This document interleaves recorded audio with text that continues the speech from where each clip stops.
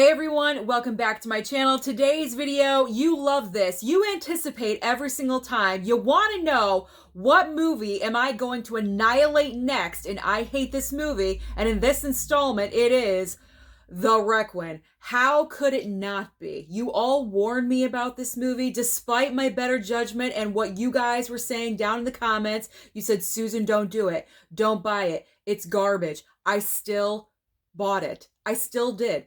The sickness is real. I'm a glutton for punishment because honestly, I want a decent shark movie. And by what the slipcover was promising to deliver with this picture, I was excited for it. I knew it wasn't going to be the best movie on the planet, and I certainly did not anticipate it even reaching Jaws' level, because to me, Jaws still is the ultimate shark movie of all time. There has been yet to be a movie, a shark movie, that to me has beaten Jaws. And that really amazes me because nowadays, the times that we're living in with advanced technology and CGI, a movie with practical effects alone, building a shark back in 1978, Steven Spielberg delivered the ultimate shark movie. Like, there's no other movie, in my opinion, that goes higher than that.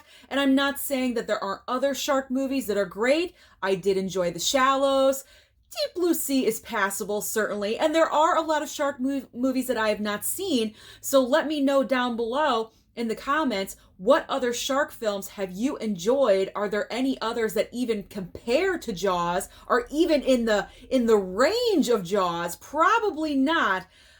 But circling back to The Requin, I was getting excited because of what this slipcover was delivering, okay? And here is the main problem of this film. So before I get into my total rant where I rip apart The Requin, if you are not yet subscribed to my channel and you're really digging the content, you're enjoying the personality, and you love to hate on movies just like I do sometimes, then consider hitting that red subscribe down below as well as the like button, but most important, that notification bell so you don't miss any videos in the future. So let's get into this. Now, The Requin is starring Alicia Silverstone. We will get to her in just a second, but the basic plot line of this film is Alicia Silverstone and her husband in this movie. They're on a tropical vacation. You know that, and they're enjoying themselves, but you do realize they experienced a family tragedy, and I believe, if I'm remembering correctly, it was the loss of a child. Now, I say I think I remember because usually when I do an I hate this movie video, I rewatch the movie that I'm going to hate on. I do. I rewatch them because I want to be accurate with what I'm saying. I don't want to be foggy with my memories because it's probably been a few months since I've seen the movie.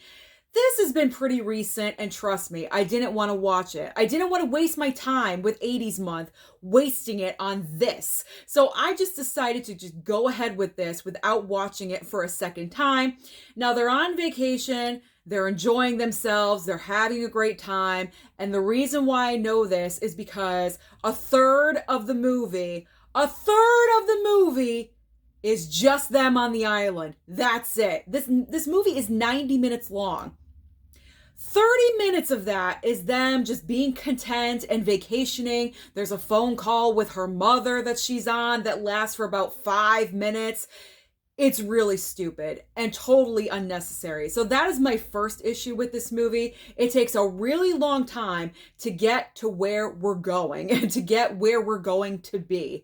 So this movie is really filled with bad choices and dumb decisions because Alicia Silverstone and her husband, while they're staying on this island paradise, their actual hotel room is one of those little houses that is right above the ocean. Oh, that's brilliant for this movie, right? It's right over the ocean.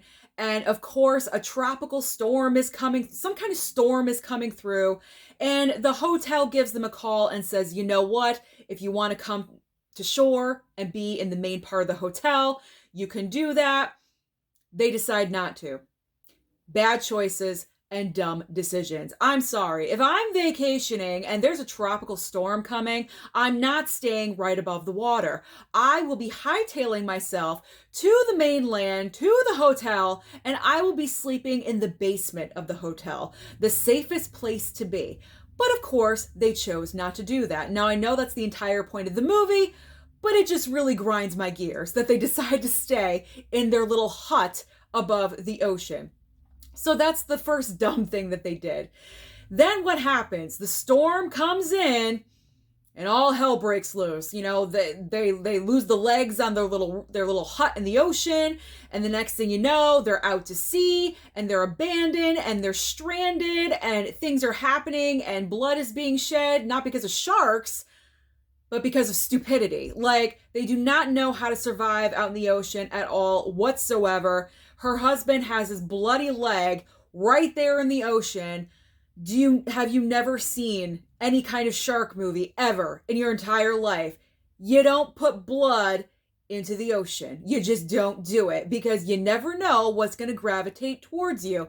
Again, I know this is the entire point of the movie, but again, it's just really annoying that these characters are so dumb.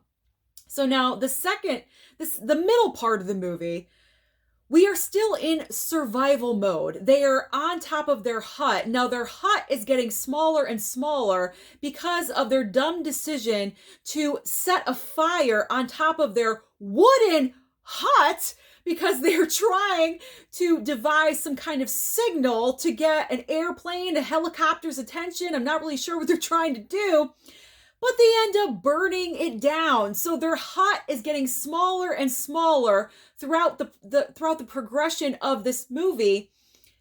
And the progression of the movie, there's still no sharks. We were about 45 minutes to an hour into the movie. I looked towards my mom and I'm like, Mom, where are the sharks? Where's this? Where's this? Where are the sharks? There was hints of it, haunting music, kind of.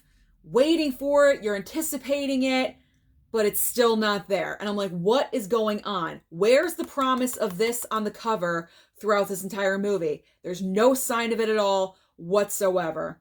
So then we get into the third act. Alicia Silverstone is trying to survive. Her husband, yeah, he kicked the bucket. I mean, come on. I'm not concerned with spoiling this movie. You don't want to watch it anyway. Trust me. So she's alone and she's trying to survive the last third of the movie. And that is when we are finally introduced to some sharks. Are they this? No, they are not this. So this is misadvertisement.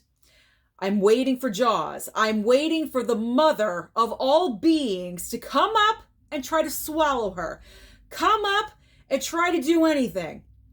We did not get that.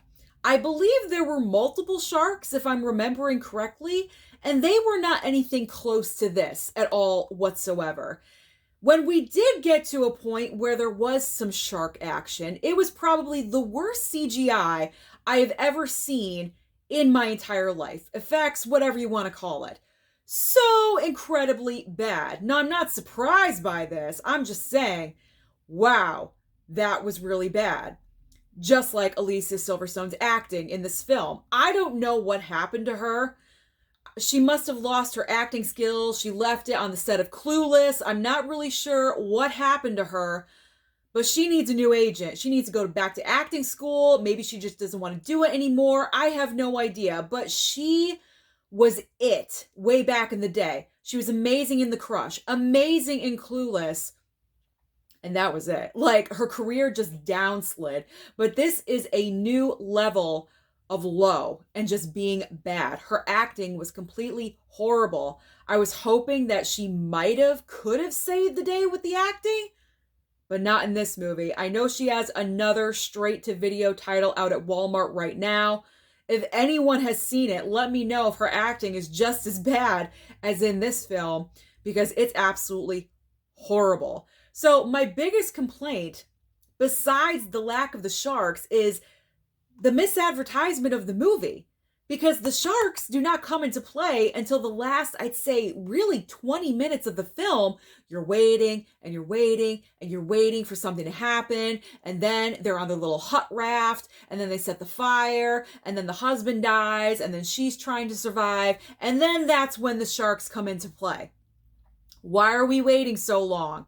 Why did we wait so long to make a point with the sharks? This is not a shark movie. This is a survival movie with sharks put into it.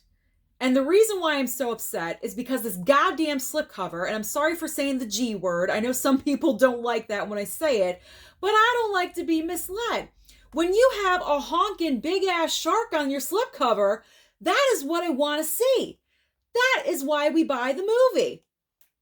They're not in there. Sharks like this are not in this movie at all whatsoever. I'm kind of tempted to just rip off the slipcover right in front of you because I was just so disappointed in this movie overall. Granted, I already said I wasn't expecting Shakespeare, and I certainly wasn't expecting a shark movie like this to surpass Jaws by any means, because that will probably never happen anytime soon.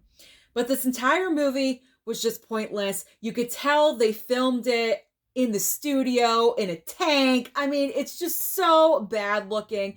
I remember laughing at certain points, and my mom's like, "Why are you laughing?" And I'm like, "Because they're in a tank, Mom," and you could tell. I mean, I'm not expecting for them to actually be in the ocean, but can we make some kind of an effort to kind of hide and disguise it? Nope, not really. Not with the Requin. So that is the reason why I hate this movie.